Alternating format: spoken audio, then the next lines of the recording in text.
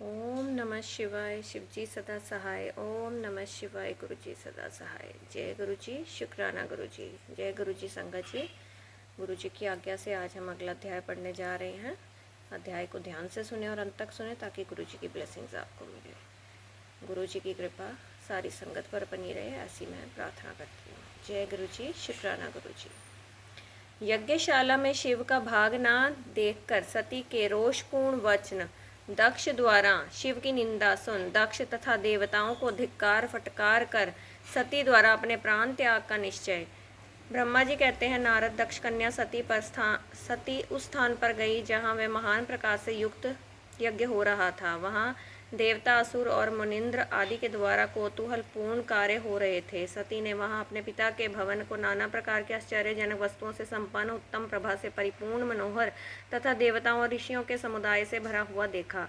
देवी सती भवन के द्वार पर जाकर खड़ी हुई और अपने वाहन नंदी से उतर कर अकेली ही शीघ्रता पूर्वक यज्ञशाला के भीतर चली गई। सती को आई देख उनकी यशस्विनी माता अस्किनी वीरणी ने अपने बहनों ने उनका यथोचित आदर सत्कार किया, परंतु दक्ष ने उन्हें देखकर भी कुछ आदर नहीं किया तथा उन्हीं के भय से शिव की माया से मोहित हुए दूसरे लोग भी उनके प्रति आदर का भाव। ओम नमः शिवाय। हर हर महादेव ना दिखा सके। मुने सब लोगों के द्वारा तिरस्कार प्राप्त होने से सती देवी को बड़ा विस्मय हुआ, तो भी उन्होंने अपने माता पिता के चरणों में मस्तक झुकाया। उस यज्ञ में सती ने विष्णु आदि देवताओं के भाग देखे, परंतु शंभु का भाग उन्हें कहीं नहीं दिखाई दिया। तब सती ने दुस्सह क्रोध प्रकट किया। वे अपमानित होने पर भी रोष से भरकर सब लोगों की ओर क्रूर दृष्टि से देखती और दक्ष को जलाती हुई सी बोली। सती ने कहा, प्रजापते, आपने परम मंगलकारी भगवान शिव को इस यज्ञ में क्यों नहीं बुलाया, जिनके द्वारा यह संपूर्ण चराचर जगत पवित्र होता है, जो स्वयं ही यज्ञ हैं, यज्ञ वेताओं में श्रेष्ठ, यज्ञ के अंग, यज्ञ की दक्षिणा और यज्ञकर्ता यजमान है। उन भगवान शिव के बिना यज्ञ की सिद्धि कैसे हो सकती है। ओहो, जिनके स्मरण करने मात्र से सब कुछ पवित्र हो जाता है, उन्हीं के बिना किया हुआ ये सारा यज्ञ पवित्र हो जाएगा। द्रव्य मंत्र आदि हव्य और कव्य ये सब जिनके स्वरूप हैं, उन्हीं भगवान शिव के बिना यह यज्ञ का आरंभ कैसे किया गया। इस यज्ञ का आरंभ कैसे किया गया। क्या आपने भगवान शिव को सामान्य देवता समझकर उनका अनादर किया है, या आज आपकी बुद्धि भ्रष्ट हो गई है, इसलिए आप पिता होकर भी मुझे अधम जज कर रहे हैं। अरे, ये विष्णु और ब्रह्मा आदि देवता तथा मुनि अपने प्रभु भगवान शिव के आए बिना इस यज्ञ में कैसे चले आए। ऐसा कहने के बाद शिव स्वरूपा परमेश्वरी सती ने भगवान विष्णु, ब्रह्मा, इंद्र आदि सब देवताओं को तथा समस्त ऋषियों को बड़े कड़े शब्दों में फटकारा। ओम नमः शिवाय। ब्रह्मा जी कहते हैं, नारद, इस प्रकार क्रोध से भरी हुई जगदम्बा सती ने वहाँ व्यथित हृदय से अनेक प्रकार की बातें कही। श्री विष्णु आदि समस्त देवता और मुनि जो वहाँ उपस्थित थे, सती की बात सुनकर चुप रह गए। अपनी पुत्री के वैसे वचन सुनकर कुपित हुए दक्ष ने सती की ओर क्रूर दृष्टि से देखा और इस प्रकार कहा। दक्ष बोले, भद्रे, तुम्हारे बहुत कहने से क्या लाभ। इस समय यहाँ तुम्हारा कोई काम नहीं है, तुम जाओ या ठहरो, यह तुम्हारी इच्छा पर निर्भर है। तुम यहाँ आई ही क्यों।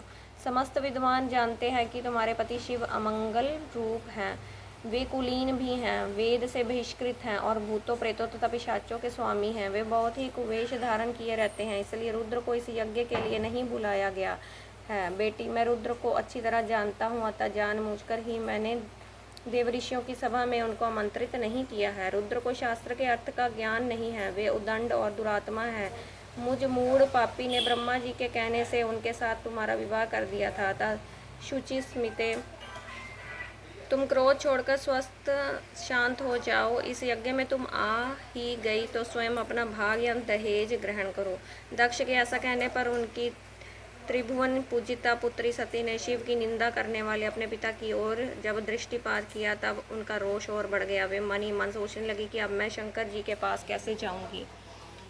यदि शंकर जी के दर्शन की इच्छा से वहां गई और उन्होंने यहाँ का समाचार पूछा तो मैं उन्हें क्या उत्तर दूंगी। तदंतर तीनों लोगों की जननी सती रोषा वेश में युक्त हो लंबी सांस खींचती हुई अपने दृष्ट हृदय पिता दक्ष से बोली। सती ने कहा, जो महादेव की निंदा करता है अथवा जो उनकी होती हुई निंदा को सुनता है, वे दोनों तब तक नरक में पड़े रहते हैं जब तक चंद्रमा और सूर्य विद्यमान हैं। अर्थात मैं अपने इस शरीर को त्याग दूंगी, जलती आग में प्रवेश कर जाऊंगी। अपने स्वामी का अनादर सुनकर अब मुझे अपने इस जीवन की रक्षा से क्या प्रयोजन।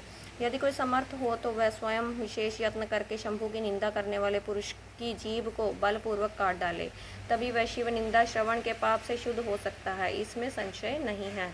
यदि कुछ कर सकने में असमर्थ हो तो बुद्धिमान पुरुष को चाहिए कि वह दोनों कान बंद करके वहां से निकल जाए।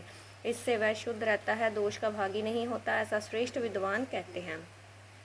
इस प्रकार धर्म नीति बताने पर स्त्री को अपने आने के कारण बड़ा सती को अपने आने के कारण बड़ा पश्चाताप हुआ। उन्होंने व्यथित चित्त से भगवान शंकर के वचन का स्मरण किया। फिर सती अत्यंत कुपित हो दक्ष से, उन विष्णु आदि समस्त देवताओं से तथा मुनियों से भी निडर होकर बोली। सती ने कहा, तुम भगवान शंकर के निंदक हो, इसलिए तुम्हें पश्चाताप होगा। यहाँ महान दुख भोग कर अंत में तुम्हें यातना भोगनी होगी। इस लोक में जिनके लिए ना कोई प्रिय है ना अप्रिय, उन निर्वैर परमात्मा शिव के प्रतिकूल तुम्हारे सिवा दूसरा कौन चल सकता है। जो दुष्ट लोग हैं वे सदा ईर्ष्या पूर्वक यदि महापुरुषों की निंदा करें तो उनके लिए यह कोई आश्चर्य की बात नहीं है, परंतु जो आत्माओं के चरणों की रज से अपने अज्ञान अंधकार को दूर कर चुके हैं, उन्हें महापुरुषों की निंदा शोभा नहीं देती। उनका शिव यह 2 अक्षरों का नाम कभी बातचीत के प्रसंग से मनुष्यों की वाणी द्वारा एक बार भी उच्चारित हो जाए तो वह संपूर्ण पाप राशि को शीघ्र ही नष्ट कर देता है। उन्हीं पवित्र कीर्ति वाले निर्मल शिव से तुम द्वेष करते हो, आश्चर्य है। वास्तव में तुम शिव अमंगल रूप हो। महापुरुषों के मन रूपी मधुकर ब्रह्मानंदमय रस का पान करने की इच्छा से जिनके सर्वार्थदायक चरण कमलों का निरंतर सेवन किया करते हैं, उन्हीं से तुम मूर्खतावश द्रोह करते हो। जिन्हें तुम नाम से शिव और काम से अशिव बताते हो, उन्हें क्या तुम्हारे सिवा तुम्हारे दूसरे विद्वान नहीं जानते। ब्रह्मा आदि देवता, सनक आदि मुनि तथा अन्य ज्ञानी क्या उनके स्वरूप को नहीं समझते। उदार बुद्धि भगवान शिव जटा फैलाए कपाल धारण किए शमशान में भूतों के साथ प्रसन्नता पूर्वक रहते तथा भस्म। ओम नमः शिवाय। हर हर महादेव। भस्म एवं नरमुंडों की माला धारण करते हैं। इस बात को जानकर भी जो मुनि और देवता उनके चरणों में गिरे हुए निर्माल्य को बड़े आदर के साथ अपने मस्तक पर चढ़ाते हैं, इसका क्या कारण है। यही कि वे भगवान शिव की ही साक्षात परमेश्वर हैं। प्रवृत्ति यज्ञ यज्ञादि और निर्वृत्ति शम दम आदि 2 प्रकार के कर्म बताए गए हैं। मनीषी पुरुषों को उनका विचार करना चाहिए। वेद में विवेचन पूर्वक उनके रागी और विरागी 2 प्रकार के अलग अलग अधिकारी बताए गए हैं। परस्पर विरोधी होने के कारण उक्त दोनों प्रकार के कर्मों का एक साथ एक ही कर्ता के द्वारा आचरण नहीं किया जा सकता। भगवान शंकर तो पर ब्रह्म परमात्मा है, उनमें इन दोनों ही प्रकार के कर्मों का प्रवेश नहीं है। उन्हें कोई कर्म प्राप्त नहीं होता, उन्हें किसी भी प्रकार के कर्म करने की आवश्यकता नहीं है। पिताजी, हमारा ऐश्वर्य अव्यक्त है, उसका कोई लक्षण व्यक्त नहीं है। सदा आत्मज्ञानी महापुरुष ही उसका सेवन करते हैं। तुम्हारे पास वह ऐश्वर्य नहीं है। यज्ञशालाओं में रहकर वहाँ के अन्न से तृप्त होने वाले कर्मठ लोगों को जो भोग प्राप्त होता है, उससे वह ऐश्वर्य बहुत दूर है। जो महापुरुषों की निंदा करने वाला और दुष्ट है, उसके जन्म को धिक्कार है। विद्वान पुरुष को चाहिए कि उसके संबंध को विशेष रूप से प्रयत्न करके त्याग दे। जिस समय भगवान शिव तुम्हारे साथ मेरा संबंध दिखलाते हुए मुझे दाक्षायणी कहकर पुकारेंगे, उस समय मेरा मन सहसा अत्यंत दुखी हो जाएगा। इसलिए तुम्हारे अंग से उत्पन्न हुए सदा शिव के तुल्य घृणित इस शरीर को इस समय मैं निश्चय ही त्याग दूंगी और ऐसा करके सुखी हो जाऊंगी। हे देवताओं और मुनियों, तुम सब लोग मेरी बात सुनो। तुम्हारे हृदय में दुष्टता आ गई है। तुम लोगों का यह कर्म सर्वथा अनुचित है।